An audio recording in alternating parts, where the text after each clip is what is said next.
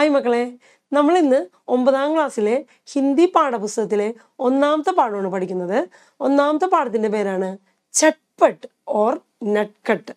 ചട്പട്ട് or നട്ട്കട്ട് എന്ന കഹാനിയാണത്. ഇത് എഴുതിയിരിക്കുന്നത് രമേശ് ഉപാധ്യായ് എന്ന ലേഖകനാണ്. ഓക്കെ, ഇനി നമുക്ക് കഹാനിയിലേക്ക് കിടക്കാം. ഏക് ദാ ചട്പട്ട്. ഒരു മൂത്ത സഹോദരൻ ഉണ്ടായിരുന്നു, അവൻ്റെ പേരാണ് ചട്പട്ട്.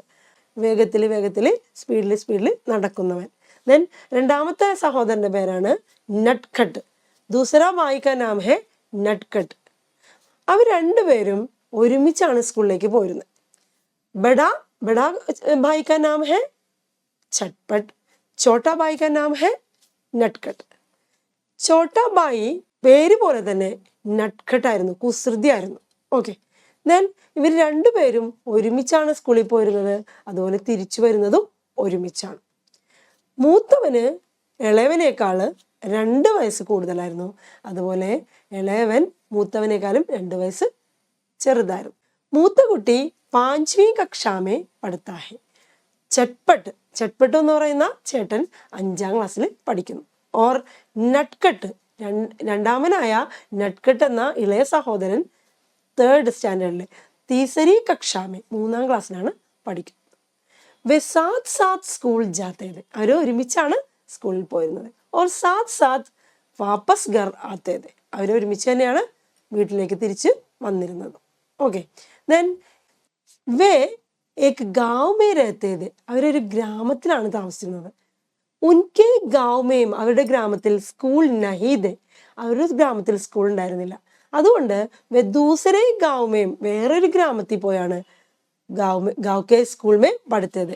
വേറൊരു ഗ്രാമത്തിലെ സ്കൂളിലാണ് അവർ പഠിച്ചിരുന്നത്. ഉൻകെ ഗാവുമേം സ്കൂൾ നഹീദ്, അവരുടെ ഗ്രാമത്തിൽ സ്കൂൾ ഉണ്ടായിരുന്നില്ല. ഇസ്ലിയെ, അതുകൊണ്ട് അവര് വേ ദൂസരേ ഗാവുമേം, വേറെ ഗ്രാമത്തിലെ സ്കൂൾ മേ പഠിത്തത്. അവർ വേറെ ഗ്രാമത്തിലെ സ്കൂളാണ് പഠിച്ചിരുന്നത്. സ്കൂൾ ജാത്തേ സമയം, സ്കൂളിൽ പോകുന്ന സമയത്ത് രാസ്തേമേം, വഴിയിൽ വേ കൈ ചീസേം ദേഖത്തേത്, പല വസ്തുക്കൾ അവർ കാണുമായിരുന്നു. ഒന്നാമത് കാണുന്ന വസ്തുവാണ്, വീട്ടിൽ നിന്ന് ഇറങ്ങുമ്പോൾ അവർ ആദ്യം കാണുന്നതാണ് പോഖർ. പോഖർ എന്ന് വെച്ചിട്ടുണ്ടെങ്കിൽ താലാബാണ് കാണുന്നത് ആദ്യം. ദെൻ രണ്ടാമത് കാണുന്നതാണ് ബർഗദ് എന്ന് വെച്ചാൽ ആൽമരം, വലിയ ആൽമരം കാണും. ദെൻ മൂന്നാമത് കാണുന്നതാണ് അവർ ഗേത്ത് എന്ന് വെച്ചാൽ കൃഷിഭൂമി. ദെൻ 4ാമത് അവർ കാണുന്നത് ബാഗ്. ഇതിനുശേഷം കാണുന്നതാണ്, 5ാമത് കാണുന്നതാണ് തോട്. ദെൻ അടുത്തത് ലാസ്റ്റായിട്ട് സ്കൂളിൻ്റെ അടുത്ത് വെച്ചിട്ട് കാണുന്നതാണ് നദി. ഇങ്ങനെ 6 വസ്തുക്കൾ അവർ എന്നും പോകുമ്പോഴും വരുമ്പോഴും കാണുന്നുണ്ട്. അപ്പോൾ സ്കൂളിലേക്ക് പോകുമ്പോൾ അവർ ആദ്യം കാണുന്നത് പോഖർ, ദെൻ രണ്ടാമത് ബർഗദ്, മൂന്നാമത്തത് ഖേത്ത്, 4ാമത്തത് ബാഗ്, 5 നാല, 6 നദി. ഇനി സ്കൂളിൽ നിന്ന് തിരിച്ചു വരുമ്പോൾ ഇത് തന്നെയാണ് കാണുന്നത്. അപ്പോൾ നമ്മൾ അവസാനം പറഞ്ഞത് ആദ്യം പറയണം. ആദ്യം കാണുന്നത് നദി, സ്കൂളിൽ നിന്ന് തിരിച്ചു വരുമ്പോൾ നദി, ദെൻ നാല, ദെൻ ബാഗ്, ഖേത്ത്, ബർഗദ്, പോഖർ. ഇങ്ങനെ കാണുമ്പോൾ ചേട്ടൻ സ്പീഡിലാണ് പോകുന്നത്, പക്ഷെ അനിയൻ ഇതെല്ലാം കണ്ട് ആസ്വദിച്ചാണ് പോകുന്നത്. അപ്പോൾ ചേട്ടൻ ബർഗദ് മരത്തിൻ്റെ അടുത്തെത്തുമ്പോൾ, ബർഗദ് ആൽമരത്തിൻ്റെ അടുത്തെത്തുമ്പോൾ തിരിഞ്ഞു നോക്കും അനിയൻ കൂടെ ഉണ്ടോന്ന്. ദെൻ അപ്പോൾ കാണുന്നത് അനിയൻ എവിടെ എത്തിയിട്ടുണ്ടാവുള്ളൂ, പോക്കർ കെ പാസ്. അവൻ പോക്കർ താലാബിന്റെ അടുത്ത് എത്തിയിട്ടുണ്ടാവുള്ളൂ. താലാബ് കി മച്ഛലിയോം കോ ദേഖ് രഹാ ഹെ. അവൻ അവിടെ നിന്നിട്ട് താലാബിലുള്ള മത്സ്യങ്ങളെ നോക്കുകയായിരിക്കും.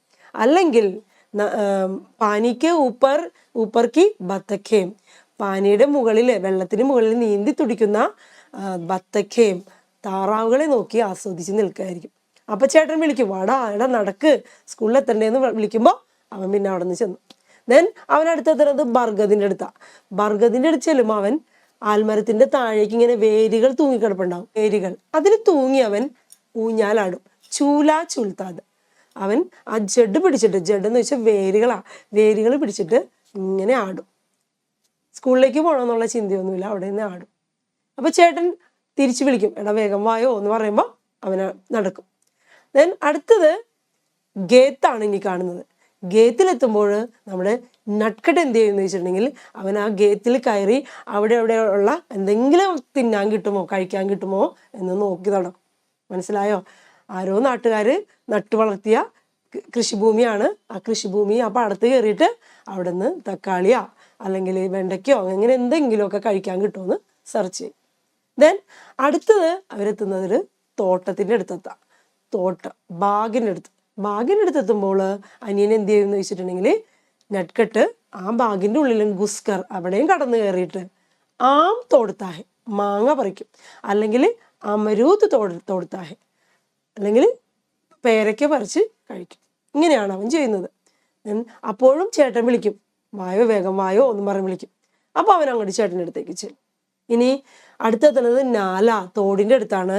അധികം വീതിയില്ലാത്ത തോടാണ്.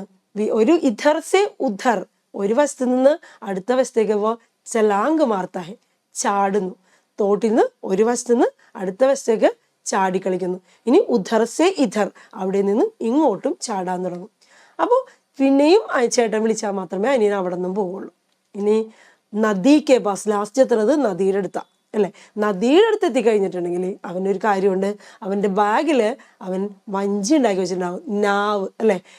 കാഗസ് കി നാവ് ബനാക്കർ അപ്പനെ ബസ്തേമേ രഗേ ഹോത്തെ, അവൻ്റെ ബാഗിൽ അവൻ വെച്ചിട്ടുണ്ടാകും. മനസ്സിലായോ? ദെൻ എന്നിട്ട് അവൻ എന്ത് ചെയ്യും, താഴേക്ക് നദിയുടെ താഴേക്ക് പാലത്ത് കയറാതെ താഴേക്കുള്ള സ്റ്റെപ്പിൽ കൂടി ഇറങ്ങി ചെന്നിട്ട് നദിയുടെ തീരത്ത് ചെന്നിരുന്നിട്ട് വഞ്ചി ഒഴുക്കി കളിക്കും. ഒരു ദിവസം ഇങ്ങനെ ഒരു ഘടന ഉണ്ടായി, ഒരു സംഭവം ഉണ്ടായി. എന്താണെന്ന് വെച്ചിട്ടുണ്ടെങ്കിൽ ഒരു ദിവസം നട്ട്കട്ട് ഇതുപോലെ ചേട്ടൻ നദിയുടെ മേലുള്ള പാലം കടന്ന് അപ്പുറത്തെത്തി. അനിയനെ കാണില്ല. നോക്കിയപ്പോൾ കണ്ടത് നട്ട്കട്ട് നദിക്കേ കിനാരെ, നദിയുടെ തീരത്തിരുന്ന് കാഗസ് കി നാവ് ബഹാത്താഹെ, അവൻ നദിയിൽ ഒഴുക്കുന്നതാണ് കണ്ടത്. എന്നിട്ട് അവിടെ നിന്ന് താലി ബജാത്താഹെ, കൈ കൊട്ടുന്നതാണ് കണ്ടത്. ചേട്ടൻ അവനെ വിളിച്ചു, അരേ ചോട്ടേ വാ എന്ന് പറഞ്ഞ് വിളിച്ച്. പക്ഷേ പെട്ടെന്ന് ചേട്ടൻ്റെ വിളി കേട്ടപ്പോൾ ഞെട്ടി വേഗം അവൻ്റെ ബാഗ് എടുക്കാൻ കുനിഞ്ഞു. പക്ഷേ പൈർ ഫിസൽക്കർ, അവൻ്റെ കാല് വഴുതി നദീമേം ഗിർഗയ, നദിയിലേക്ക് വീണു. ഇതൊരു ഘടനയാണ്. ഈ ഘടന വെച്ചിട്ട് നമുക്ക് പരീക്ഷയ്ക്ക് എന്ത് ചോദിക്കാൻ സാധ്യതയുണ്ട്? ചട്ട്പട്ട് എന്നെഴുതിയ ഡയറി ചോദിക്കാൻ സാധ്യതയുണ്ട്. ഇതാണ് ഈ പാഠത്തിൽ സംഭവിച്ച ഒരു ഘടന, ഒരു സംഭവം. ഓക്കെ, ഈ കഹാനിയിൽ ചേട്ടൻ നദിയുടെ മുകളിൽ നോക്കിയപ്പോൾ കണ്ടത് എന്താണ്? അനിയൻ വെള്ളത്തിൽ മുങ്ങിത്താണ് പോവുകയാണ്, ഒഴുകി പോവാണ്. ദെൻ ആ സമയത്ത് നമ്മുടെ നട്ട്കട്ട് ഒഴുകി പോകുന്ന കണ്ടപ്പോൾ ചട്ട്പട്ട് എന്ത് ചെയ്തു എന്നറിയാമോ? നദീമേം ഖൂദ് പട, നദിയിലേക്ക് എടുത്ത് ചാടി. എന്നിട്ട് അവൻ്റെ അനിയനെ രക്ഷിച്ചു. മനസ്സിലായോ? അവനെ വലിച്ചഴിച്ച് നദിയുടെ തീരത്ത് കൊണ്ടുവന്നു. നദിയുടെ തീരത്ത് കൊണ്ടുവന്നപ്പോൾ അത്രയും നേരം അവൻ കരയുന്നൊന്നുമില്ല, വിറയ്ക്കാണ് കിടന്ന് അല്ലേ.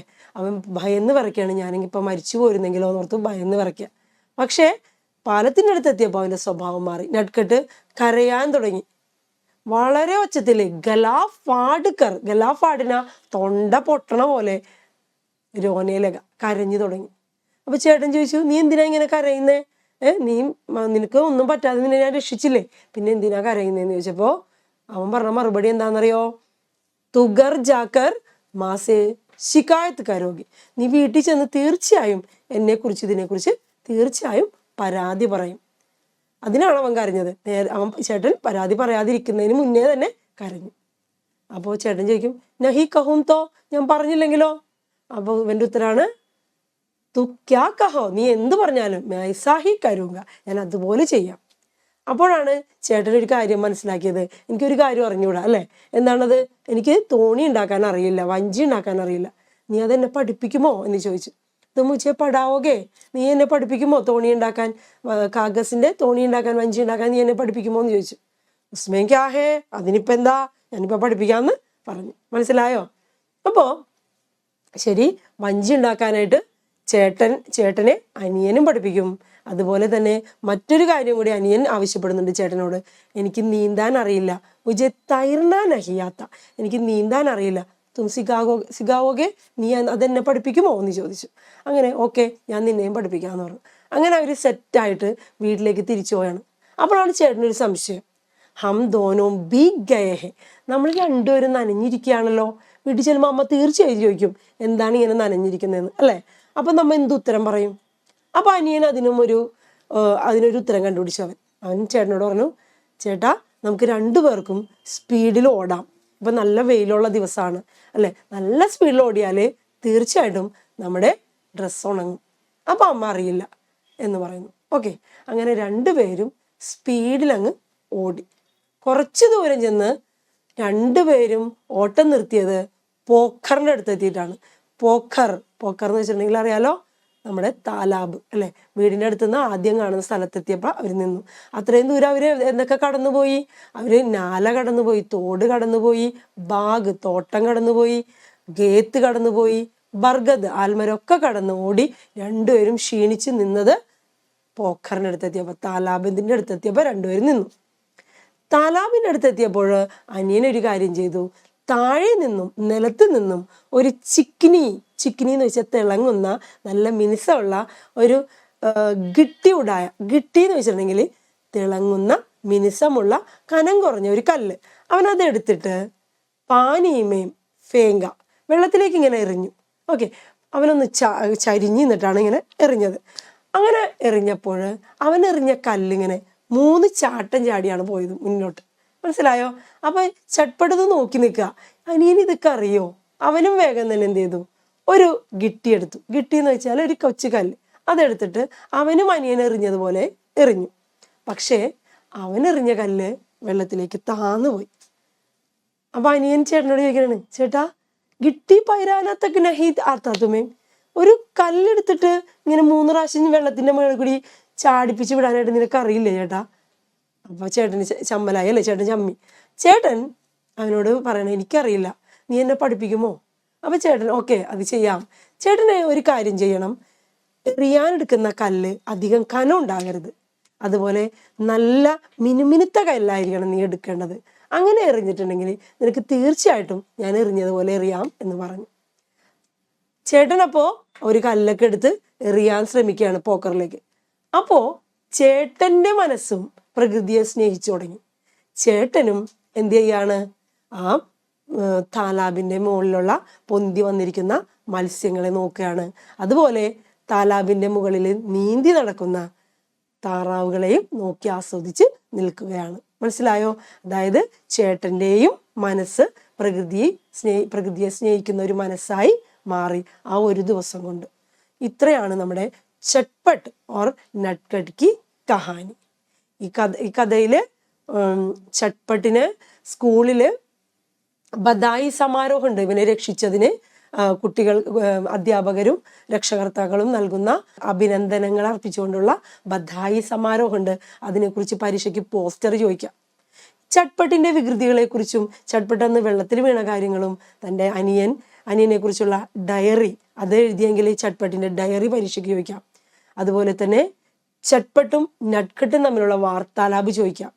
അതുപോലെ വീട്ടിൽ വന്നിട്ട് നട്കട്ട് അമ്മയോട് താൻ വെള്ളത്തിൽ വീണ കാര്യം പറഞ്ഞതായിട്ട് സങ്കല്പിക്കുകയാണെങ്കിൽ അങ്ങനെയുള്ള അതിൽ നിന്നൊരു പട്കഥയും ഈ പാഠത്തിൽ നിന്ന് ചോദിക്കാൻ സാധ്യതയുണ്ട്. മക്കളെ, ഇത്രയാണ് ഈ പാഠത്തിൽ നിന്ന് പരീക്ഷയ്ക്ക് വരാൻ സാധ്യതയുള്ള ഭാഗങ്ങൾ. ഓക്കെ മക്കളെ, അടുത്ത വീഡിയോയിൽ നമുക്ക് ഈ പാഠഭാഗത്ത് നിന്ന് വരുന്ന എല്ലാ ക്വസ്റ്റ്യൻ ആൻസേഴ്സും അതുപോലെ തന്നെ ഡയറി, പോസ്റ്റർ, പട്കഥ ഇതിനെക്കുറിച്ചൊക്കെ നമുക്ക് ചർച്ച ചെയ്യാം. ഇപ്പം ടീച്ചർ ജസ്റ്റ് ഈ കഹാനി മാത്രം ഒന്ന് നിങ്ങളോട് പങ്കുവെച്ചതാണ്. Thank you.